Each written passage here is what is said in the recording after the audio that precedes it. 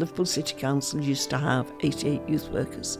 We now have 2 at a time when young people actually have far more difficulties and concerns Absolutely. and poor mental health than ever before historically. Yeah. And they need that kind of support. They also need to have good careers advice. They need people to guide them to make good choices.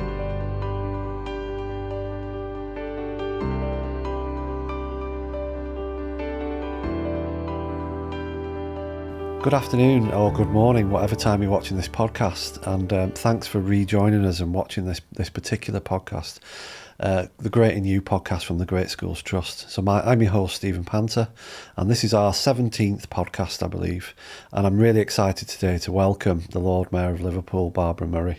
Welcome, Barbara. It's lovely to be here, Stephen. And thank you so much for taking the time to come and see us today. As you know, we were talking before about the podcast and the premise of the podcast. I think with you it's a little bit different. You know, we're going to talk a little bit about your background and how you come to sit with us with this special role today. And also we'll talk about some of the plans that you've got and within your role as the Lord Mayor, particularly around helping young people. Indeed. So a big massive welcome and thank you so much for joining us today. I'm delighted to be here. So what we do with the podcast is we talk about I think people's background is really important, isn't it? Mm. So what I'd love to know is how, you know, in a snapshot really, how have you come to sit in this particular role and be with us today and wearing that huge, you know, we'll talk about the chain in a little bit, but how, you know, what was your background? Where did you grow up? You know, what did you do for education? What was your education like? What jobs did you do? That kind of thing, really. So I'll just open the floor really to you, just to tell us a little bit about yourself. Right, okay. Just so I don't miss anything else, I'll start at the beginning. I was born in Liverpool 8. I've lived in Liverpool most of my life. I had a little break where I was living in Wales for a couple of years. I've been fully educated here in Liverpool, so I went to St Anthony's Primary School. I went to Belrive Secondary School, went to Liverpool University to do a degree, and then I did 2 postgraduate degrees. I did digital multimedia, and I then also, after I'd had children, I've got 3 kids, decided to go on what we call PGCE, Postgraduate Certificate of Education. So one of the jobs I've had varied career actually, was teaching. Oh, fantastic. But in 2007, 19 years ago, I decided to take a different route and I got elected as a local councillor. So once you're working as a local councillor in the city, you can't be employed by them in any capacity. So I had to stop teaching. And at that point, I moved into a job in housing in Knowsley. So I have had a varied career to get here. So I've been a councillor 19 years. To be the Lord Mayor of Liverpool, that is the one real criteria.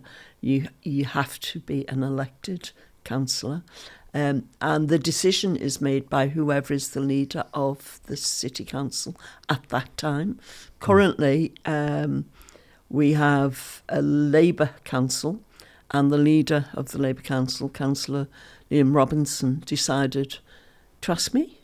And I was delighted because it wasn't something I had an ambition to do, but when you reflect on it, it's a great privilege. Yeah, of course. And it's such a different role to being a councillor. So for 1 year and 1 year only, I'm totally apolitical.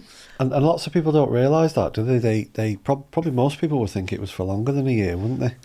Yeah, and there's a good conversation around that because people say, well, what can you do in a year? And to be honest, you do feel like you're rushing, and you're just about getting used to the job and understanding what it involves, and it's over. Yeah. You know. But I think going back, the rationale was around the fact that you had to be an elected councillor, and there used to be a situation where council elections were every year for 3 years, then they had a fallow year. And so the decisions around who was the Lord Mayor were always taken in the May AGM. If you think about it, it's quite late in the day. Yeah. Because they had to be absolutely certain the people they had in mind had actually been elected. Now, politically, Liverpool has changed since then. We now have all-outs every 4 years, but we haven't actually revisited how we do this business yet. And that might change, I don't know. But currently, it's usually for 1 year. There are exceptions. So, for example, Mary Rasmussen was the councillor during, the mayor during COVID, so she got another year. Over the Second World War, I think the Lord Mayor was in office for 4 years. So it reflects what's practical sometimes as well. At that particular time. Yeah, but generally it's just for the 1 year. And the thing about the 1 year is it does keep you focused, Stephen. Yeah. So when did you come into post? Well, I came into post last May. Yeah. And I will come out of post next May, and my deputy will take over and step up then. So what I want you to do then is just pause there for a minute, and I just want to track back a few years, and what I want to know is, well, what was your upbringing like? You know, like, so where, you know, you said that you went to obviously primary school, secondary school in Liverpool. What kind of family did you grow up in?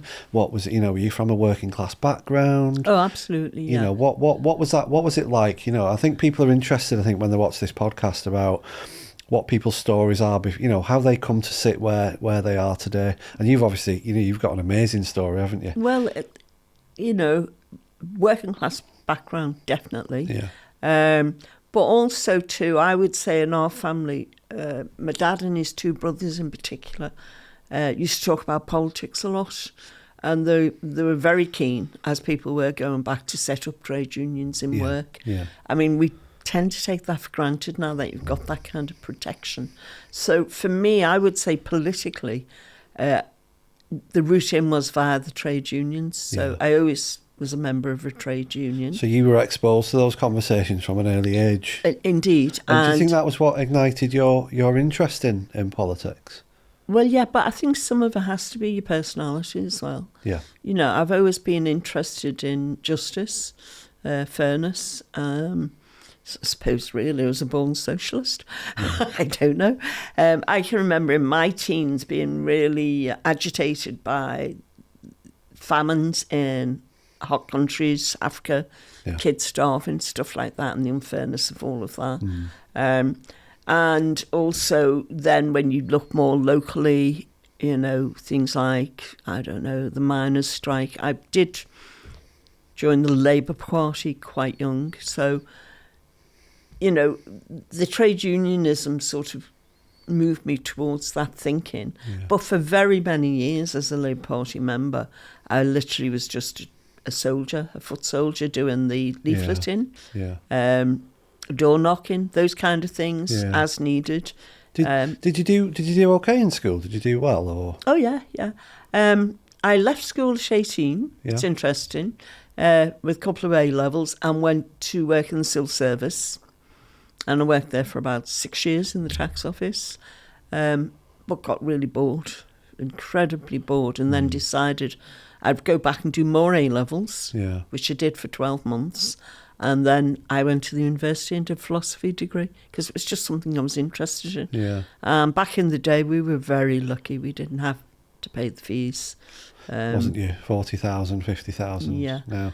But unfortunately, by the time I'd graduated and came out, we were in the 80s and there were no jobs to be had, even if you had a degree in Liverpool. See, I'm not from Liverpool. I moved to Liverpool in 2004.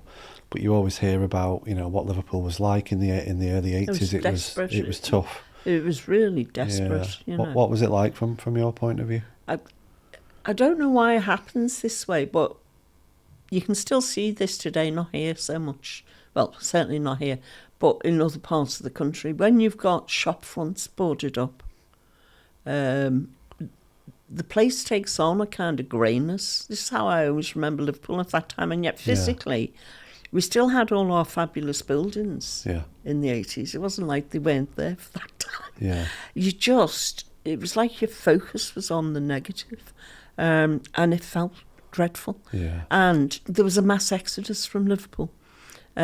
People wanted work, they wanted to get jobs, but they knew they just had to leave the city. Yeah, the politics as well, the national politics weren't great around that time. Well, it wasn't. I'm not going to go down the Maggie Thatcher route because I haven't got a good word to say. But when something is deliberately done to your city, and that's how it did come across, that does actually make you even more political. I think what was interesting as well is for me, I mean, the reason I moved to Liverpool is I'm a Liverpool fan. I always have been a Liverpool football fan. So when I came to choose my university, I came in 2004. But what was happening around that time was Liverpool 1 had been built. You know, there was investment, wasn't there, in the city? And you were starting to get a lot of students come, weren't you, from other areas? Well, that was a massive and significant milestone, I think, for the city. That did start to turn things around, because interestingly, prior to that, a lot of work had been done. There was a guy called Michael Heseltine, an MP, who came to Liverpool and did certain things on the waterfront, including he was an instigator behind the Albert Dock. But I always think in terms of the Albert Dock, always felt like it was a long way away from the city centre. Yeah. But when they did Liverpool 1, this fabulous thing happened was it was there. It was just over the main road. It used to be Bridge Street, didn't it? And it was just over the road. And that really opened up then the waterfront, which is, you know, a jewel in our crown. Beautiful, really spectacular. Isn't it? Yeah. And nowadays what we find, you know, huge industry for the city is tourism and hospitality. During summer, we have massive liners every day. Yeah. Parked at the pier head. That was another big change, wasn't it? Bringing in that tourism and that. I mean, it's money. It's really interesting that, you know, the city has that history of making money off the back of the river, whether it was trade many, many years ago, or now tourism. You know, having the river is actually a big plus. Is it fair to say, I watched a programme about Everton and Liverpool in the 80s, and obviously they were the two big teams, weren't they, nationally? And it was always them, you know, it was they were really challenging each other, weren't they, at the time? And what it said in that documentary was, it was talked about the politics and what was happening and how difficult it was in Liverpool. But the one thing that gave people that kind of joy and that hope and that was the two football teams. Of course, You know, and how, you know. Hard times, isn't it? Yeah. What do you fall back on? You fall back on things that give you a little bit of pleasure. Yeah. I think it was probably cheaper to go to the match back in the day. And football has just always been in the blood of the city. I don't know why. I mean, I think, going back, and you can check me on this, I think Everton or Liverpool is one of the oldest teams. Yeah, Everton. I think Everton. Yeah. I hate to say it, but you know. Yeah. But they're now based on the Royal Blue Mersey. I have to say that. That's what they're now saying. Yeah. Which is great. And we're lucky, aren't we? We've got two great football teams, two great stadiums. You know. And we have the Beatles, of course. Oh yeah, of course. And you see, that's the other magnet that brings people into the city. It's just endless people come because of the Beatles. Yeah. It's a massive draw. So I'd say the football and the Beatles. Yeah. And then when people get here, and this is what I've realised more as Lord Mayor, people who come to the city for the first time can't believe how beautiful it actually is. Yeah. The buildings are fabulous, and we're so lucky because we have this. And invariably people say, oh, I will come again. Yeah. It's one of those places where they feel welcomed because the people are also a great advantage. Well, it's everything, isn't it? The sense of humour, you know, just, you know, the grit of people, you know, the football, the city, the shopping. It's just a very welcoming, attractive city, isn't it? It's the warmth of the welcome, isn't it? Yeah, people will talk to you. Yeah. If you're lost, they'll show you the directions. And when I'll be honest with you, when I first came in 2004, I went to university. It was the first time I'd been a few times to the match and stuff like that. But when you first come here, you sound a little bit different to everybody else. You feel a bit conscious of that. But actually, the more you hear and the more you know, it's just you just feel like part of it, really. You know, although you will always be a bit different. You know, they always have that slight. You know, we have so many honorary Scousers. Yeah. But what always tickles me is when people who probably have a different language, but you hear their English is that's Scouse. Yeah. Yeah. It's a Scouse, and they learn that, and that's you know. The ear is there because, as somebody who's lived here, I hardly hear it now. Yeah. I'm not aware of it. I hear it more, as I've just said, if it's a second language, and you just suddenly say, "Oh yeah." I think in one of our schools, King's Leadership Liverpool in Dingle, we have a lot of EAL kids, you know, children Yes, that arrive with of course English you as do. an additional Yeah. language, and they're exactly the same. You can pick up that twang. It's you know they do pick it up, and they do, and that's part of kind of fitting in, isn't it? It's And delightful. being, you know, it's the way Yeah. that they've learned English, you know, and it's lovely to see that. So thinking about all those things that we just talked about then, and all the things that we've mentioned about the city, and you must be so proud to have the role that you have. Do you pinch yourself sometimes? Did you ever think that was possible? Did you ever? It's really strange because that's the role is the first citizen. Yeah. Which I like to say that because it's important Yeah. to remind myself. But I have told people repeatedly, I'm so busy, I don't get time to reflect really, or to even appreciate. I think once my tenure is up, Yeah. I'll have the rest of my life to think about it. But yeah, no, it is. It's really interesting the welcome you get as a councillor, and this is the comparator I would make is you have to deal with a lot of complaints, you know, about Yeah. streets and lighting and education, these sort of issues, and it's a pretty thankless task. Whereas as the Lord Mayor, everybody's so pleased to see you. Yeah. Everybody wants a photograph with you. Everybody wants smiles. And, you know, people give me flowers all the time. It's quite wonderful. And because of the preciousness of the chains, Yeah. I have to have an attendant or bodyguard. And I also am really lucky to be driven around. Fantastic. Chauffeured, something I'd never experienced before, which Yeah. is very, very nice. Working class girl from Liverpool. Yeah, living So- the high life like a big celebrity. Yeah. So do you think you'll, you know, at the end of the year that you've got in the role, that you'll probably reflect a lot then, won't you, and look Oh, at the most pictures and certainly look will. at the, you know, have you ever written a book? Have you thought about writing a book? Have you, you know, is that something? Not that, really, but that is something that people have suggested I might want to do. Yeah. I used to write poetry a long time ago. I dabble in art and things like that. Yeah. What I've done is I've collected everything I've done. I've got several large files now, which is a record Yeah. of what I've been doing. Brilliant. I'm just about to set up a small website. One of the things I noticed was there's a lot of photographs, and I say to people, I'll post them on Facebook, and I've never been really able to get around at to them doing and- that in an yeah. efficient way. Yeah. I tend to just repost other people's. And so we're just going to run a website for a few months where I can put all the photographs up so people can take their photographs. Lovely. It's great for me to have it, Yeah. but it's the people who've been with me. Yeah. I want them to have access to their Yeah. photographs. That's like the people that have met you and have been kind to you and have, you know, Most seen this as a certainly. real And of highlight. course, I would think if you flicked through those photographs, you would look and think, oh, gosh, it's been a good year. And that's a time in Liverpool that's been captured, isn't it, in photograph? Indeed, I'm a indeed. photographer, so I really understand the kind of thinking around photography and the benefits and all that. So you mentioned about the car, you mentioned about the chain. Then some people won't know what, you know, the meaning of the chain and the history of the chain. Could you talk to us a little bit about Well, that? it's very heavy. It's 42 ounces of pure gold. Wow.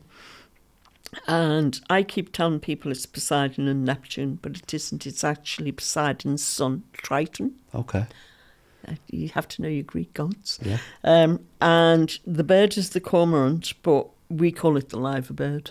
Oh, okay. And you see that all around the city, don't you? So this is the insignia of Liverpool. I mean, so that's very bespoke to the city of Liverpool. Every Lord Yeah, Mayor in every yeah. different city And will have a different If version you of walk into the town hall, it's there on the floor. It's everywhere. Yeah. You know, it's what's used. There's another, probably even more precious chain than this, which is the evening jewel. And the centre of that, you can see the colours and how it's laid out. That's all diamonds. Oh, wow. So you wear that in the evening. This is the day bling.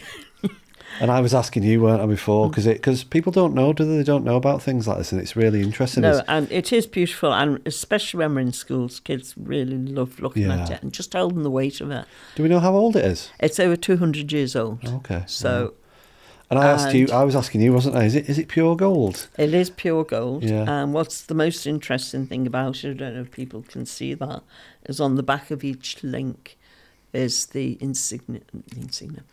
The name is engraved the name of every Lord Mayor. Oh, okay. So after my period as Lord Mayor, my name will come on here as well, Yeah. which is something I didn't realise So it'll until always be on there. I actually Yeah. wore the chain.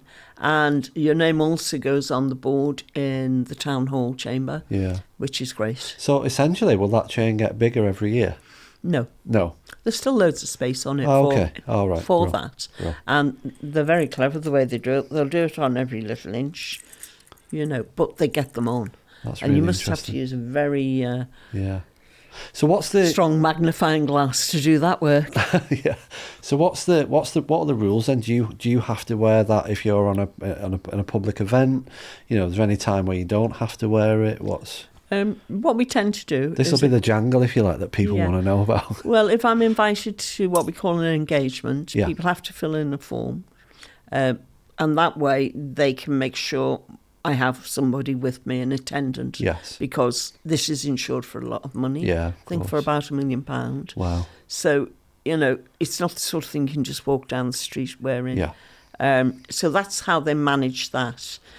If I'm in the town hall, I tend to wear it for people coming in to visit, mainly because they will want to have photographs while they're there.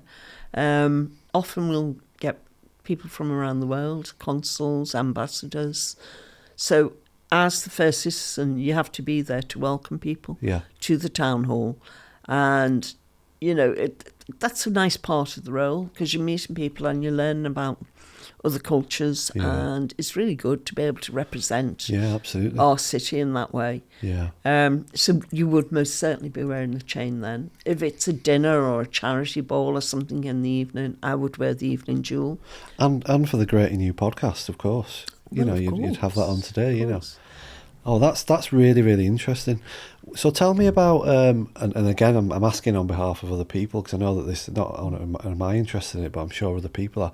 Where do you, on a day to day, where do you live in? Do you live in the town hall? Do you Yes. live, you know, how many Yeah. days a week do you work? You know, what does a typical day look like as? Well, let's just As the Lord focus Mayor. on today. Yeah. So today I've come here, and from here I'm going to meet a group of people who work in Cllr Hall, which is one of the buildings that have been given to the city by the whole family.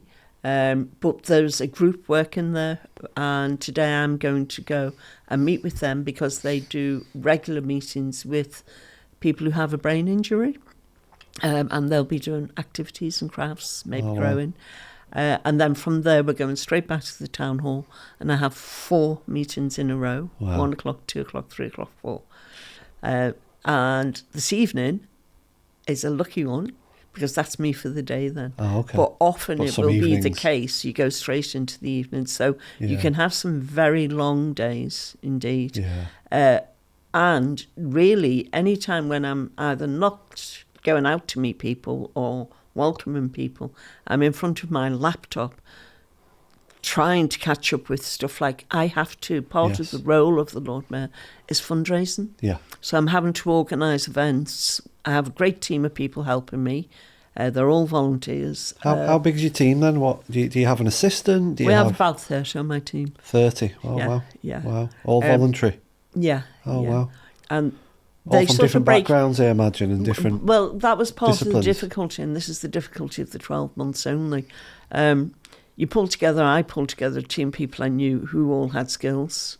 And so I knew each of them and what they could do, but they've had to get to know each other. Yeah. And they tend to break out into little groups and go off and do an event sort of thing. So, yeah, last week, for example, we had 2 Chinese New Year events over at one of the local restaurants, the Chunku.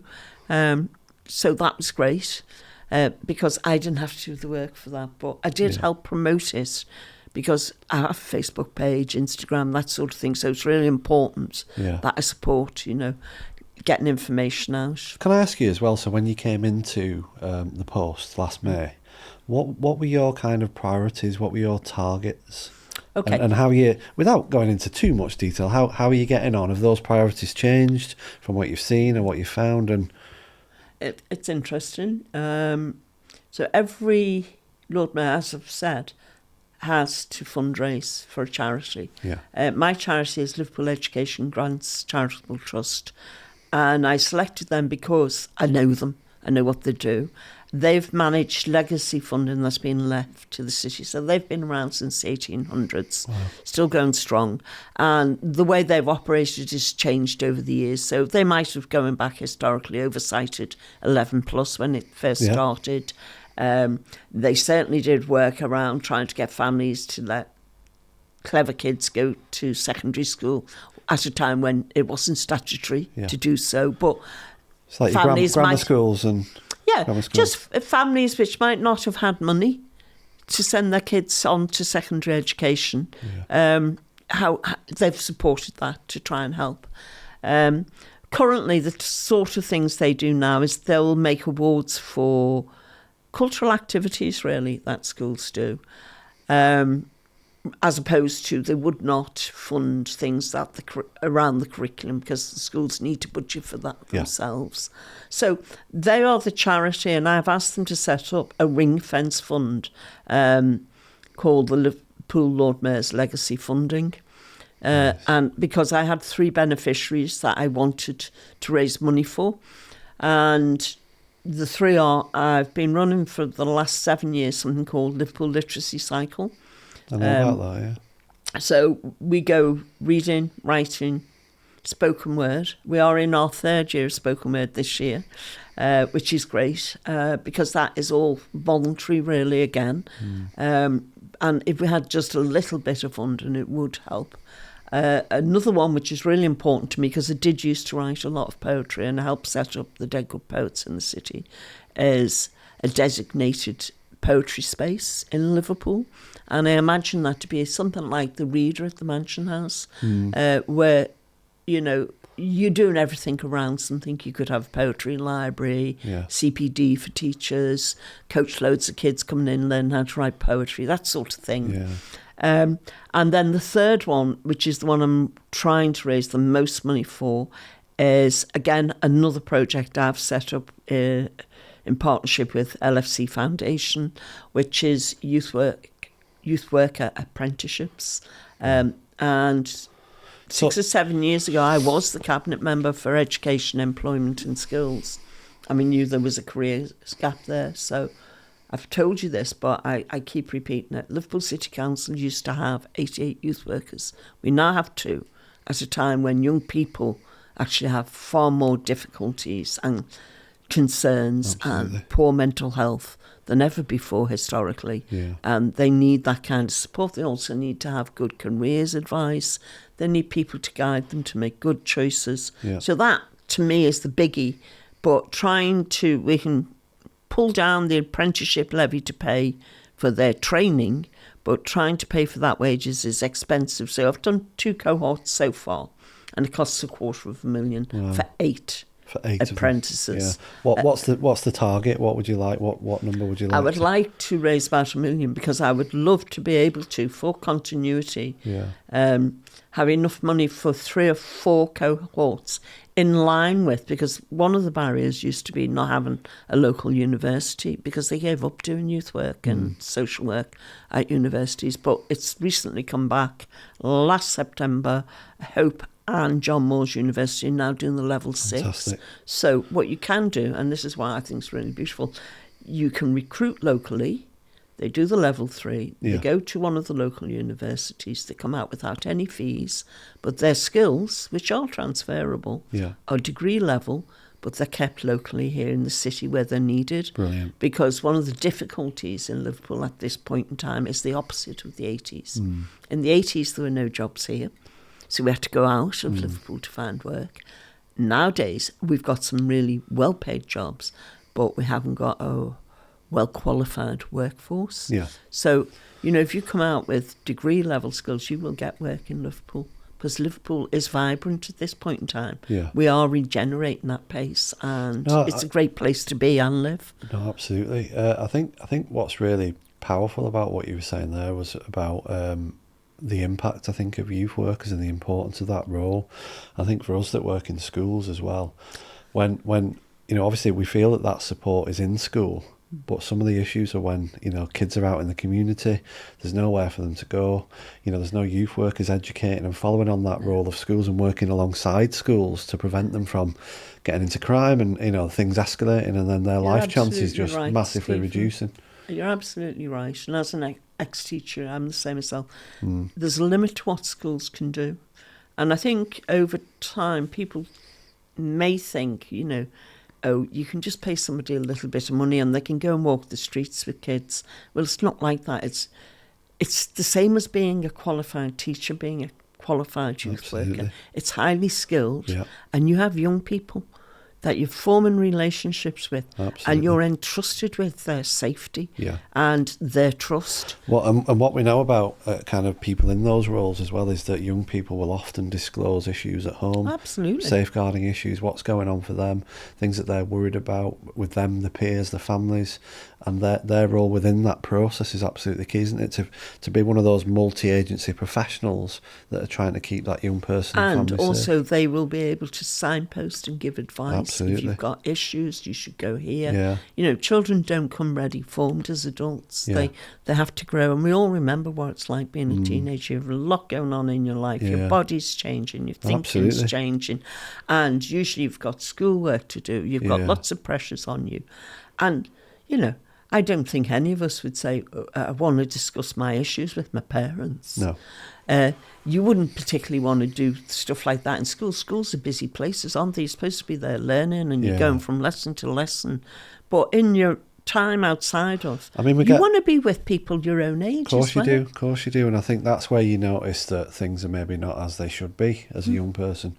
Where at school, I think things are a bit more uniformed. I mean, schools get a lot of safeguarding issues disclosed. Lots of No, we're an agency that spend the most amount of time with young people, but it's quite formal. And I think for some young people, that's not the place to tell people your problems. But with youth workers working alongside schools and part of that multi-agency team. So you were saying there about £1 million then, so that would hopefully bring, 30 some sort youth workers? Well, I'd say, if you break it down, it costs about $250,000 to train 8 apprentices, and that's only paying them a living wage. Yes. So not being overpaid. Yeah. But that would be 4 8 32. Yeah. And to be honest, that's not enough. No. But it's a start, isn't it? But we've been working on this, and we are set up, ready to go.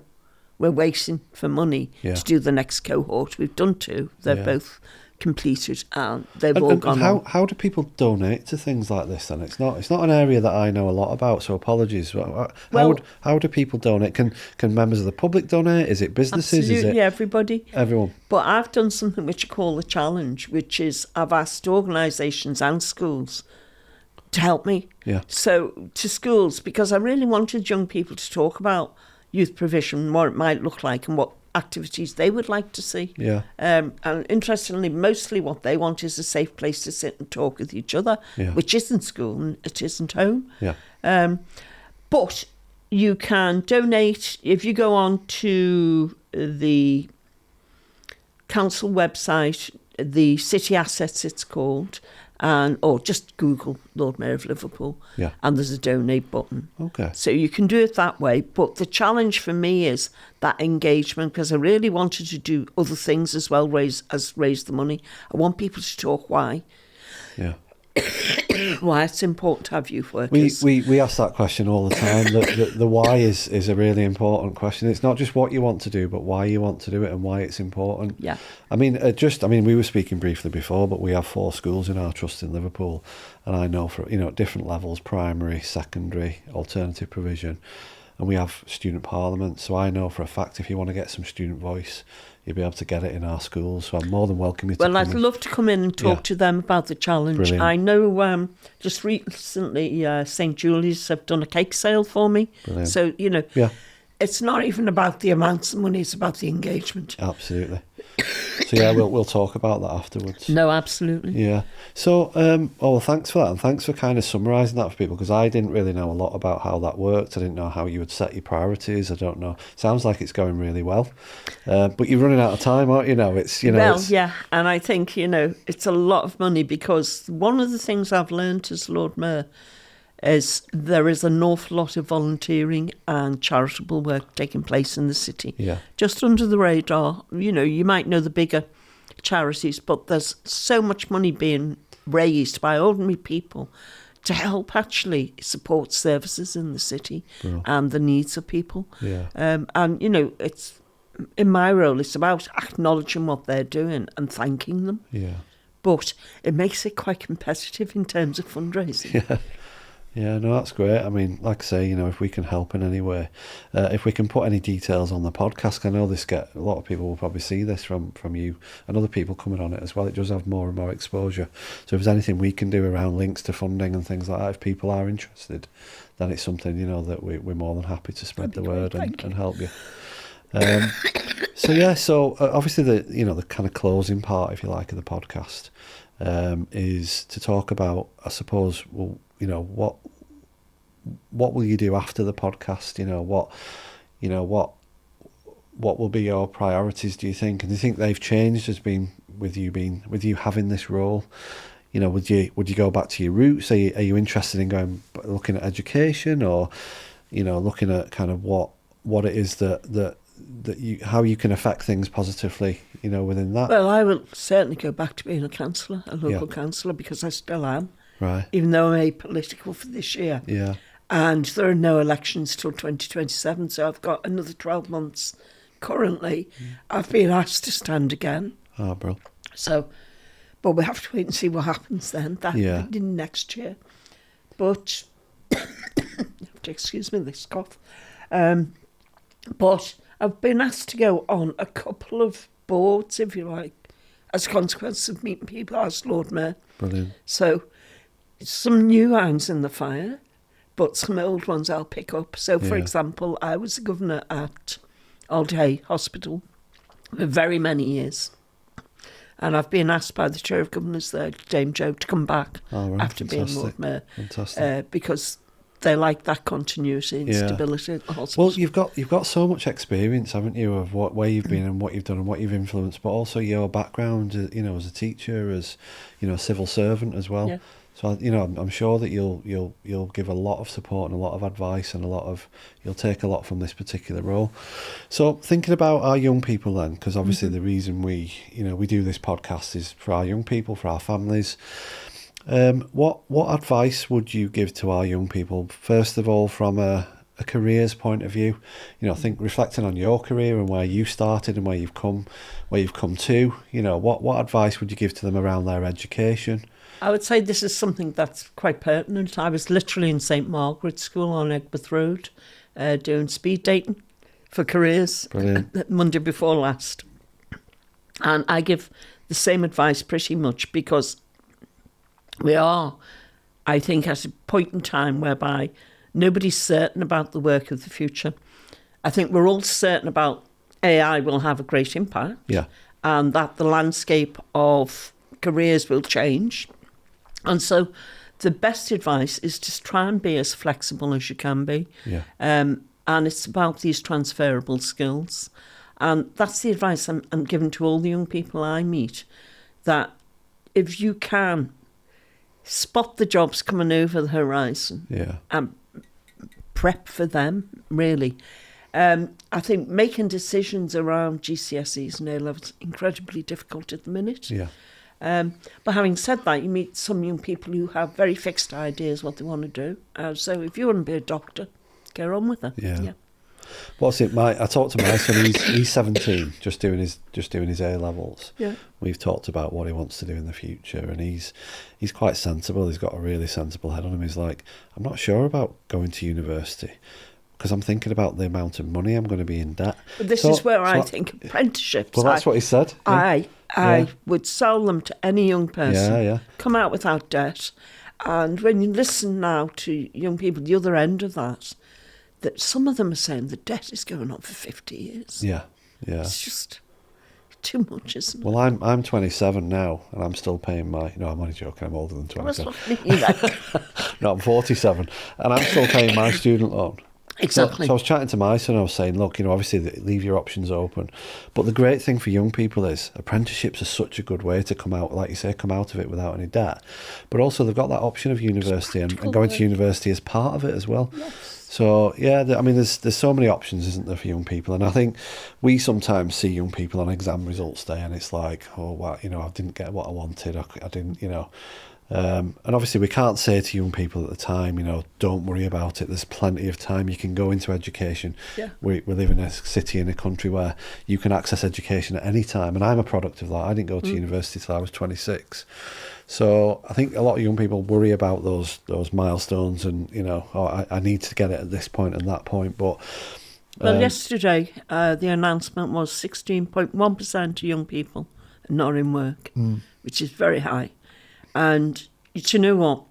At times like that, at times like that, I would say stay in education if you can. Yeah.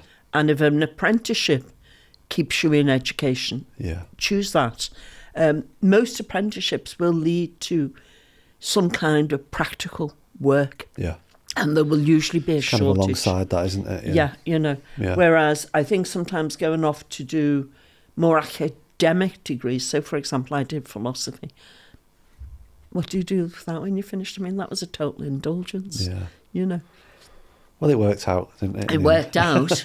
But, their considerations. Yeah. And I do personally, I would promote the apprenticeship route. Yeah. For anyone who's in doubt. Because you can still get your degree at the same time, can't you? Well, exactly. If anybody's in doubt, that's something that is more than anything transferable. And I think the reason it's great as well is because it feeds industry, doesn't it? Not only feeds industry, it feeds our academia and our education settings, our universities, and it helps the young person as well. So it's almost like a fully rounded kind of way of getting where you need to. So I know in Germany they give great value to apprenticeships and vocational work alongside the academic. And I think in this country over the years, we've been the opposite. Yeah. I think it's about time we caught up with. Yeah. Whichever route you take, society needs both.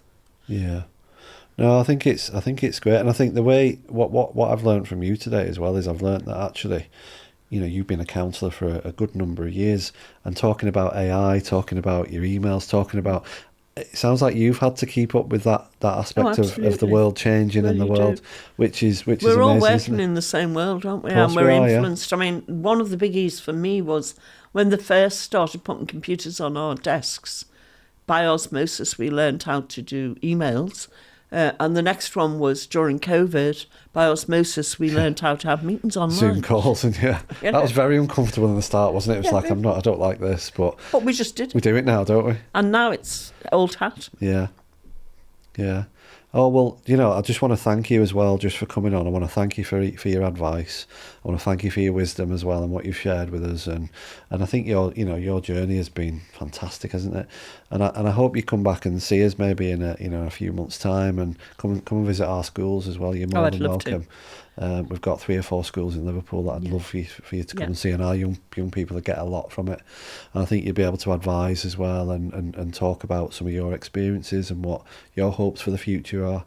And I hope that your charity and your fundraising gets where it needs to go, because it's such a good cause. And I think having so few youth workers in the city are no doubt having a massive detrimental effect on our young people.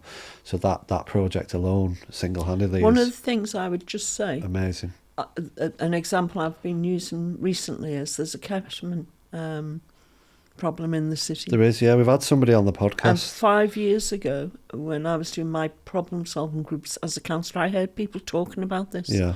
Do you know if we'd had a proper network of youth workers in the city, they could have nipped that in the bud. Yeah. Instead, it's been allowed to get out of hand. Yeah. And it's incredibly sad because that leaves young people with lifelong physical problems. We've had a podcast, one of our colleagues from River, she came, who's one of the experts in Liverpool on ketamine, said what a big issue it is, it's and dreadful.